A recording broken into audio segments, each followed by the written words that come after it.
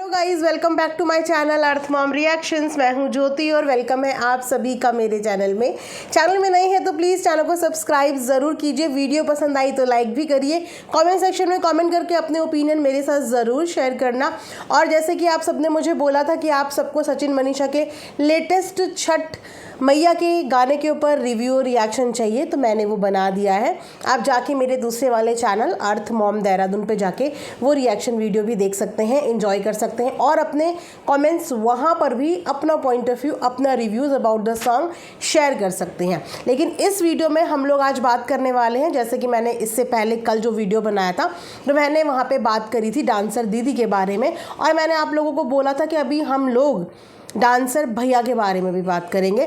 अब ये डांसर भैया कौन है, एक छोटा सा इंट्रो मैं आपको दे देती हूँ ताकि आपको समझने में थोड़ी सी आसानी हो जाए, क्योंकि डे बाय डे हमारे साथ नई ऑडियंस भी जुड़ती है तो उनको कभी कभी समझ में नहीं आता कि हम ये किसके बारे में बात कर रहे हैं। लेकिन उससे पहले अगर आप लोगों को ये सूट मेरा पसंद आ रहा है, जो कि कॉटन का सूट है, बहुत ही खूबसूरत सूट है, इस तरीके का ब्राउन कलर का इसका दुपट्टा है, तो आपको ये सूट इसी वीडियो के कमेंट सेक्शन में लिंक में मिल जाएगा। आप जाके वहाँ से बाय कर सकते हैं।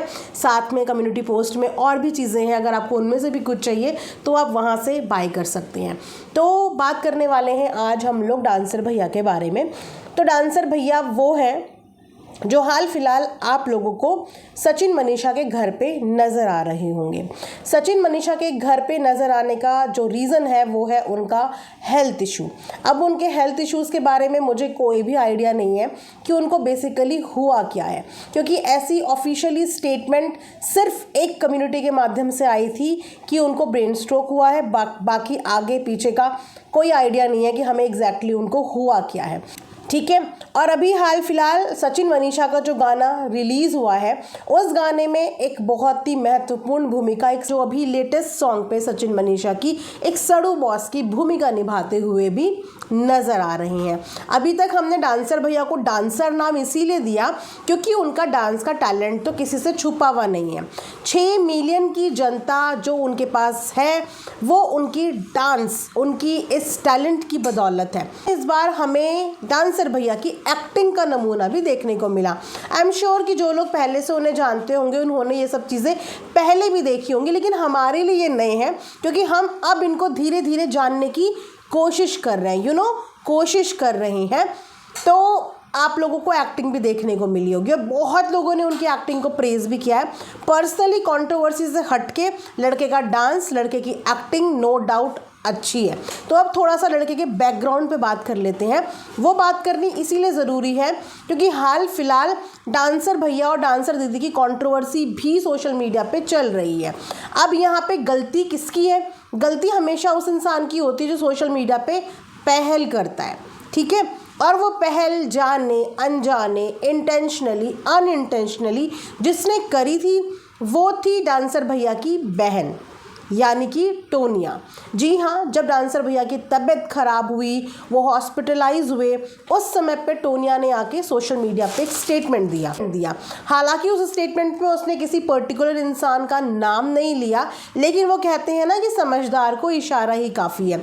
जो वो लाइव में बोल के गई, जिस तरीके का शॉट डाला, उसके बाद सीधा जो हेट गई, जो क्वेश्चन उठे, वो उठे उधर छोटी वाली डांसर दीदी के ऊपर। तो ये चीज़ वहाँ से शुरू हुई और जब हेट ज़्यादा बढ़ गई तो डांसर दीदी को भी बहुत कुछ बोलना पड़ा। लेकिन डांसर दीदी ज़रूरत से ज़्यादा बोल गई और बोली एग्जैक्टली नहीं, लिख के चली गई।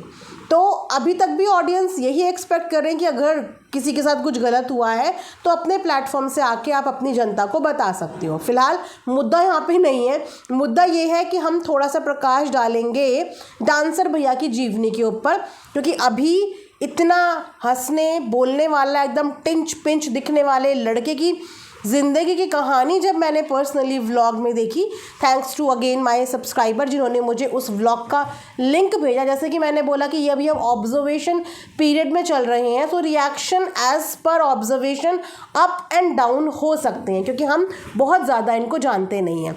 तो जो वीडियो मेरे सामने आया, जो वीडियो मैंने देखा, उस वीडियो को देख के ये तो समझ में आ गया कि अगर अपनी गरीबी का एग्जाम्पल या अपनी गरीबी का सिंपैथी कार्ड वहाँ पे डांसर दीदी खेलने की कोशिश कर रही थी, तो जो ये डांसर भैया हैं ये भी सिल्वर स्पून के साथ इस दुनिया में नहीं आए, गोल्डन स्पून के साथ भी इस दुनिया में नहीं आए।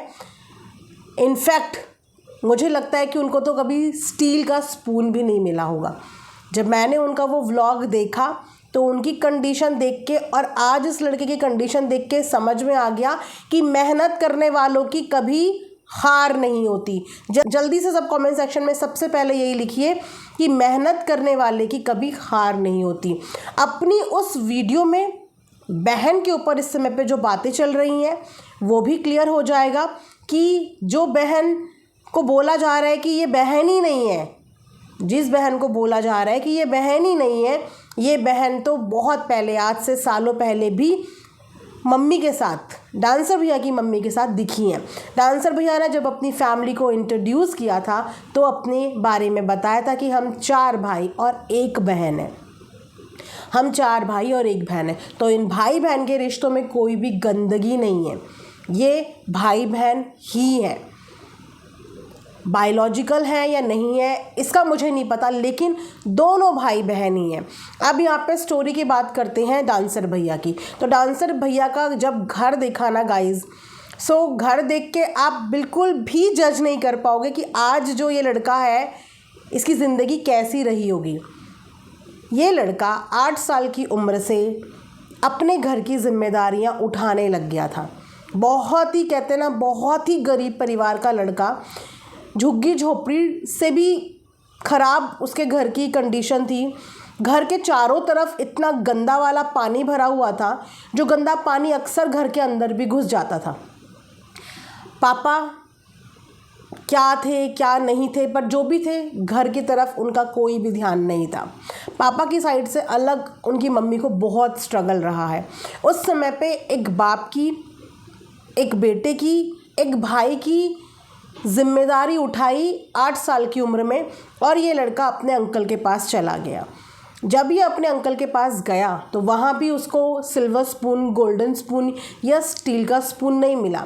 अंकल के घर भी गया तो वहाँ पे भी उसने वहाँ पे काम किया। साथ के दोस्त मजाक बनाने लगे कि अरे ये तो अंकल के घर में झाड़ू मारता है, पोछा मारता है, ऐसा काम करता है, वैसा काम करता है। उसने एक्सेप्ट किया कि हाँ, मैं अंकल के घर में झाड़ू मारता हूँ, पोछा मारता हूँ, उनके घर का काम करता हूँ, क्योंकि कोई काम छोटा बड़ा नहीं होता। मेरे को कम से कम पैसे मिलते हैं और उस पैसों से मैं अपने घर का खर्चा चलाता हूँ। तो इतने छोटे लेवल का काम करके जो इंसान उठा हुआ हो, मैं सोच के हैरान हूँ जब उसने ये बात इतने गर्व के साथ बोली कि कोई काम छोटा बड़ा नहीं होता। हाँ, मैं अपने अंकल के घर जाके उनके झाड़ू पोछा बर्तन सारा काम देखता हूँ, क्योंकि उस पैसों से मेरा घर चलता है। लेकिन उसके साथ उसके अंदर एक टैलेंट था, वो था उसका डांस का टैलेंट। जिस टैलेंट पे वो मेहनत कर रहा था, साथ में घर के काम भी करता था अपने अंकल के, जिनके पास वो रहता था, और साथ में अपने डांस के ऊपर भी काम कर रहा था, क्योंकि ये टैलेंट उसको गॉड गिफ्ट मिला था। कुछ लोग ब्लेस्ड होते हैं ना, जिनको सिंगिंग भी गॉड गिफ्ट मिलती है, डांसिंग भी, और कुछ लोग इस टैलेंट को पाने के लिए मेहनत करते हैं, बड़े बड़े इंस्टीट्यूट्स में एनरोल करवाते हैं, डांसिंग क्लासेस लेते हैं, बट वो लोग एक्चुअली ब्लेस्ड होते हैं जिनको कुदरती ये चीज़ें मिली होती हैं।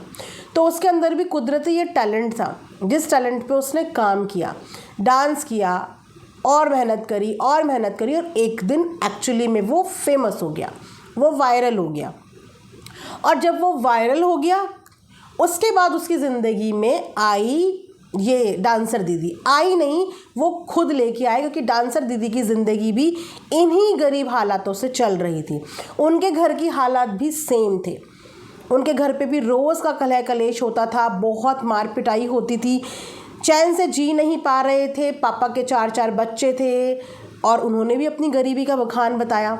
तो एक इंसान जो इस चीज़ को झेल के अपनी मेहनत से जब आगे बढ़ा तो उसने दूसरे इंसान को भी सपोर्ट किया।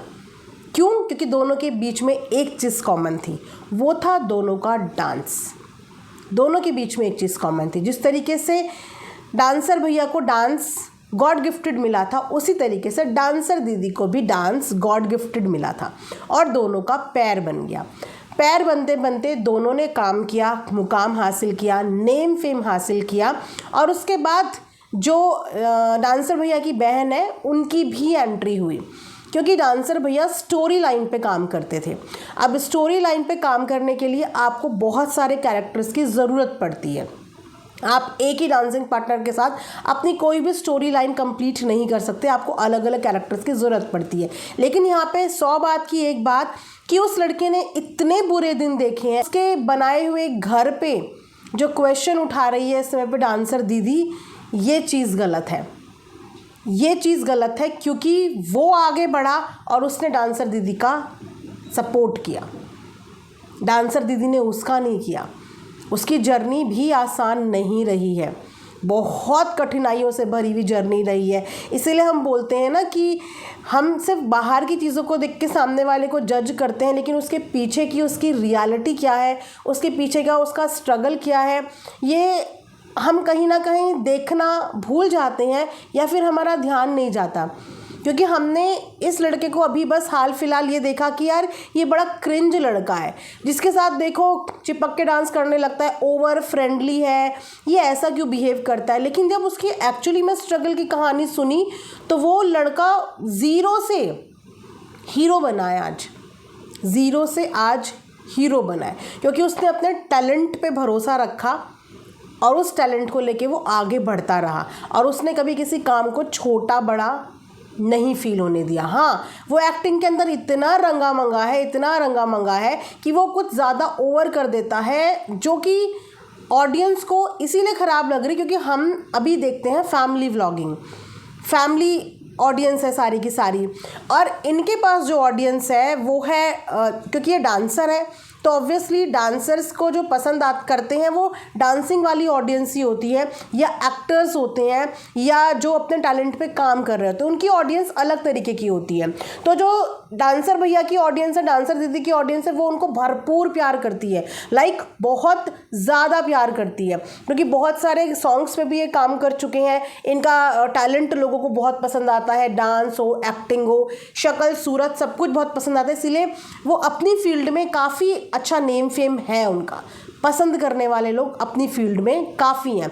अब क्योंकि अचानक से जब ये सचिन मनीषा के साथ हमें दिखे, सचिन मनीषा वाली ऑडियंस है सारी फैमिली ऑडियंस, और जब अचानक से हमें कोई लड़का दिखा कि यार ये इतना ज़्यादा क्लोज हो रहा है, ये इतना ज़्यादा ओवर फ्रेंडली हो रहा है, तो ऑब्वियस सी बात है कि ऑडियंस को जब एकदम से कोई चीज़ सामने आएगी तो उन चीज़ों को वो जज करेगी ऑडियंस, लेकिन जहाँ तक मैंने देखा है कि उसका इस तरीके का फ्रेंडली नेचर हर किसी के साथ है, हर एक के साथ, क्योंकि उसके लिए हर एक बंदा अपॉर्चुनिटी है, हर एक बंदा अपॉर्चुनिटी है। अब कहीं ना कहीं ये चीज़ें हम लोग समझ पा रहे हैं कि आखिर जब लड़के के ऊपर कुछ भी प्रॉब्लम हुई, देखो अभी तो हमें एग्जैक्टली प्रॉब्लम भी नहीं पता कि उसके साथ क्या हुई है, एग्जैक्टली नहीं पता कि उसके साथ क्या हुआ है, लेकिन अगर सचिन मनीषा उसको अपने घर में लेके आए हैं तो डेफिनेटली कुछ तो ऐसा हुआ है कि उसको उनकी ज़रूरत पड़ी है, उनको ज़रूरत पड़ी है, इसीलिए वो आए हैं। और बाकी के सारे